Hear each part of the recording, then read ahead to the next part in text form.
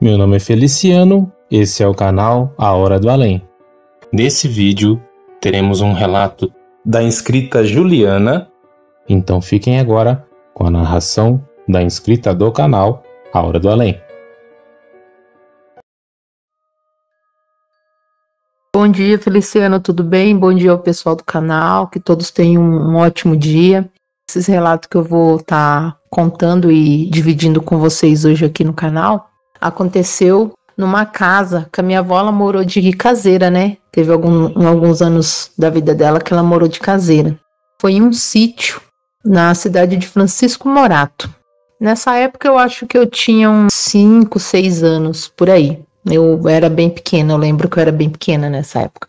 Nesse sítio que ela morava, eu vou descrever o local para vocês verem. Era uma rua de terra, do lado esquerdo tinha o portão de ferro, o muro ele era alto no começo e ia diminuindo assim até chegar no final e fazer aquela curvinha, bem coisa antiga mesmo, bem modelo aqueles casarão de antigamente, né? Aqueles casarão de pessoal que plantava café, essas coisas. Tinha tipo uma ruinha, né, que ia subindo, tinha uma subidinha levemente assim, até chegar na casa. A casa grande ficava lá em cima, virada para a rua, e atrás dessa casa, desse casarão, tinha a casa do caseiro. E era um lugar muito bonito, sabe? Muito bonito mesmo. Era aquele gramadão verde. Tinha uma piscina lá que era uma piscina bem estranha, era uma piscina, um modelo bem antigo, só que ela era do formato de um tanque. Tinha um lado assim que tinha aquela parreira de uva enorme. Do outro lado tinha aqueles pés de coqueiro, acho que é coqueiro imperial que fala, que eles são um coqueiro muito alto mesmo, uns coqueiro com um coqueiro normal intercalando. E a gente sempre ia, né, os netos da minha avó, como a gente era muito apegado com ela, com a minha avó Maria, a gente sempre ia para lá, final de semana. A gente ficava lá, ou então nossos pais levavam a gente na sexta-feira. E no domingo, como era de praxe, todo mundo almoçar na casa da minha avó, no domingo eles iam buscar. Aí eu lembro que minha mãe me levou e me deixou lá, bem acho que nos primeiros dias que a minha avó tinha mudado. E a minha prima mais velha, Joelma, ela morava com a minha avó. Eu dormi lá na casa da minha avó, aí no outro dia a gente tomou café e a minha avó falou assim, ó, vamos que a avó vai ter que abrir o casarão, deixar aberto um pouco para ventilar lá dentro. E eu com aquela ansiedade, né, de conhecer para me ver como que era. Aí na frente do casarão era assim, era tipo 2 escadas nas 2 pontas que vinha e se encontrava, sabe? Na frente do casarão tinha aquela área e no final da área tinha uma escada e no outro final tinha outra escada. E bem no meio tinha aquela porta de madeira maciça mesmo, aquela porta bem grandona de madeira maciça, que era de 2 folhas que abria para dentro. Aí tinha a sala bem grandona. E a sala tinha os móveis bem rústicos, sabe? Aqueles móveis de madeira antigo, mas bem vernizado, bem cuidado. Aí tinha um corredor que dava para uma cozinha grande no final. Aí tinha o outro corredor que dava para os quartos. E nessa sala, numa das paredes, do lado direito, tinha uma boneca de pano. Só que ela era do tamanho mais ou menos de um adulto. Tinha 1,60 m, 1,65 m, por aí, sabe? E ela ficava pendurada nessa parede. Eu olhei assim, eu como nunca gostei de boneca, pra mim não fez muita diferença. E a minha avó pegou, abriu todas as janelas dos quartos, né? E eu lembro que era numa manhãzinha assim, tava aquele solzinho gostoso, sabe? Com aquele céu bem limpinho. Aí ela foi abrindo e travando as janelas. Aí tá, e a gente tava na cozinha, na hora que ela foi abrir a porta dos fundos da cozinha, a minha prima ficou na sala. E essa minha prima, nossa, deu um grito de repente. Daí eu e minha avó corremos pra sala pra ver o que que era, né? Minha avó até achou que ela tinha ido pra fora e tinha escorregado e caído da escada. Mas a minha prima acho que nessa época eu tinha uns 5, 6 anos, acho que ela já tava com uns 9 anos, por aí. Aí quando a gente chegou lá, a boneca tava caída no chão e ela tava no canto da sala encolhida. E gritando. Aí minha avó perguntou pra ela, o que que foi que aconteceu? Ela, ai vó, essa boneca pulou em cima de mim. Ela pulou em cima de mim e me abraçou. Aí eu peguei e joguei ela pra lá, e vó, vamos embora, vamos embora. Aí a minha avó pegou a boneca, colocou a boneca na parede de novo. Aí a minha avó falou assim, você não mexeu na boneca, Joelma? Ela falou, não, vó, eu só passei perto dela. Na hora que eu passei perto dela, que eu ia em direção ao corredor oposto que vocês estavam, eu vi Na hora que ela pulou, ela saiu do prego e pulou em cima de mim, tipo, como essa boneca era de pano, ela tinha as pernas compridas e os braços, né? Ela, tipo, me abraçou. Aí minha avó já ficou meio assim, né? A minha avó, ela é descendente de indígena, né? Minha avó é filha de índia, então a gente já cresceu trazendo, tipo, um pouco disso, de ver as coisas, de ouvir. Então minha avó não duvidou. Aí beleza, minha avó calmou ela, levou ela, deu um copo com açúcar para ela, beleza. Aí passou, né? Aí depois de, acho que é uns 2 dias, a gente tava com meu avô falou assim, eu vou lá na roça e vou levar as meninas junto comigo. Aí minha avó falou assim, tá, não demora porque o almoço já tá quase pronto. E você saía da casa da minha avó assim pro lado direito, onde tinha esses coqueiros imperial, e pra cima tinha a roça, né? Nessa roça meu avô plantava abóbora, muitos tipos de tempero, milho meu avô tinha plantado, e meu avô sempre gostou de negócio de roça. Aí ele foi, aí a minha prima falou assim, sabe aqui tem aqueles coquinhos catolé. Vamos quebrar um monte, colocar dentro de uma baciazinha, aí depois a gente traz e pede pra avó assar com açúcar pra gente no fogão de lenha.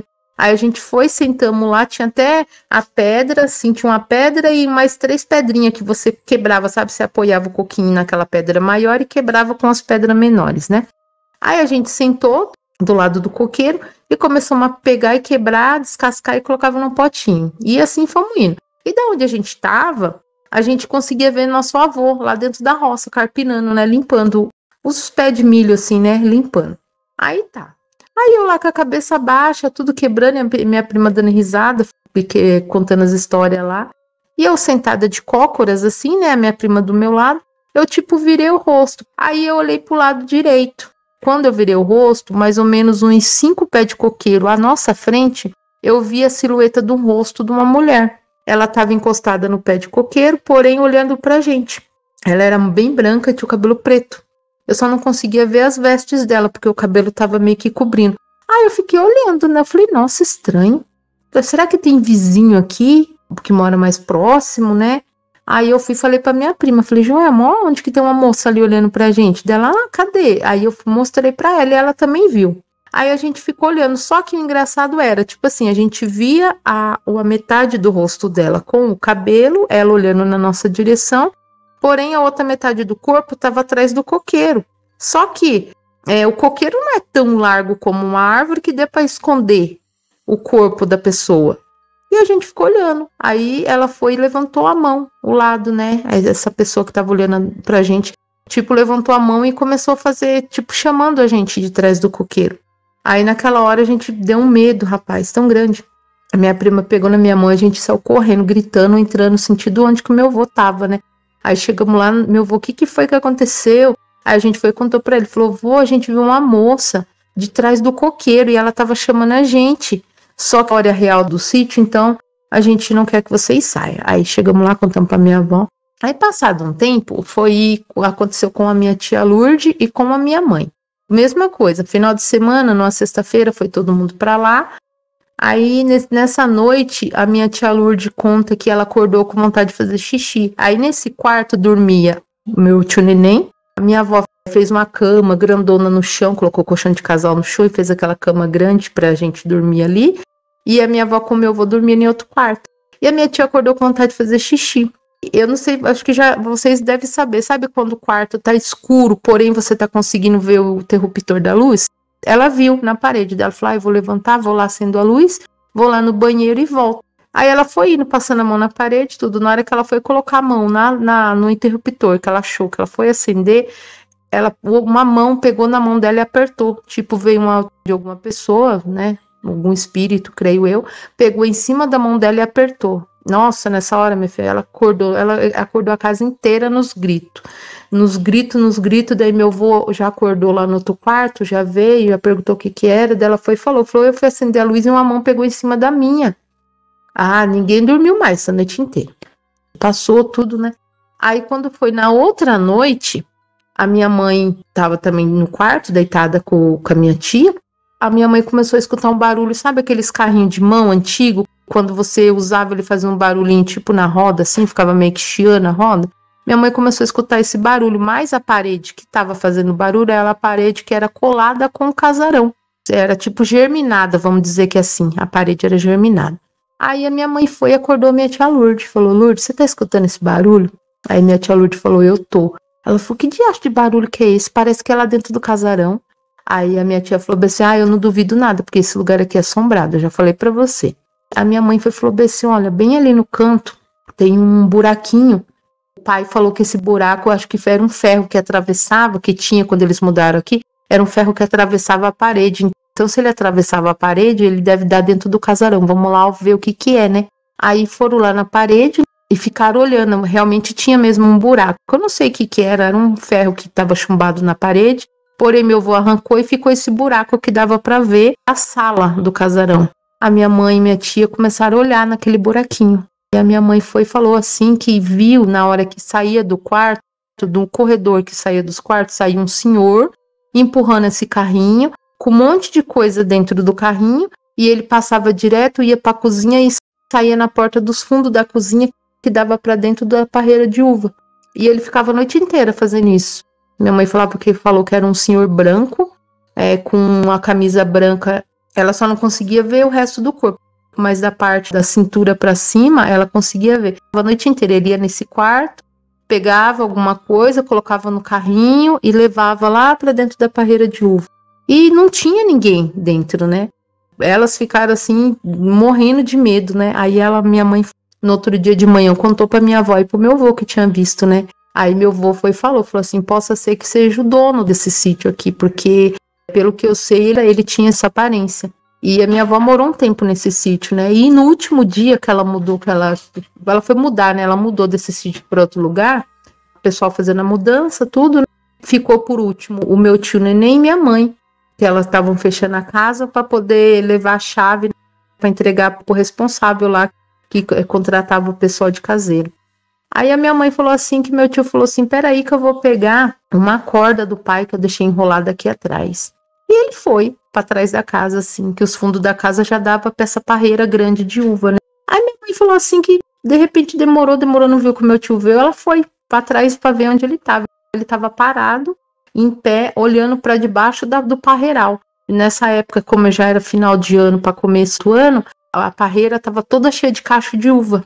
Aí ela ficou olhando meu tio. E ela foi chegando perto do meu tio e falou assim, vamos, neném, o caminhão já tá lá embaixo esperando. Ele falou assim para ela, ô nega, você não tá vendo aquela moça balançando? E realmente, no meio da parreira de uva tinha uma árvore e tinha um balanço, né? Um balanço assim, com assento de madeira.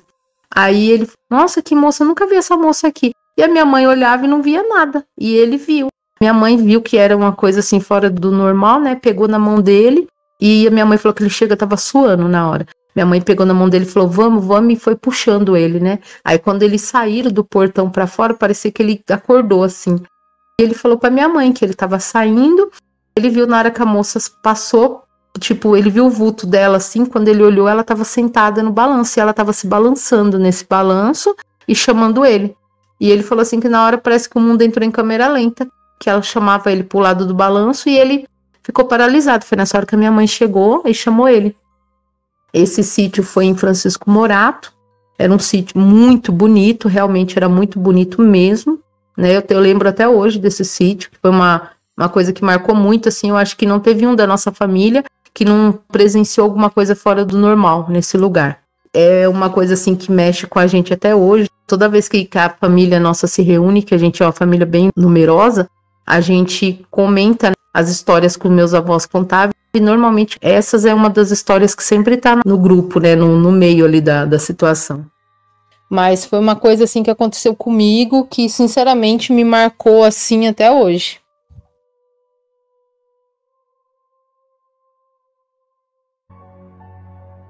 Muito obrigado, Juliana, por ter compartilhado esse relato aqui no canal. Se vocês quiserem ver seus relatos, pessoal, eu deixei na descrição do vídeo o link do meu WhatsApp. Eu gostaria de agradecer a cada um de vocês que está sempre aqui acompanhando o canal, deixando o like, compartilhando e comentando.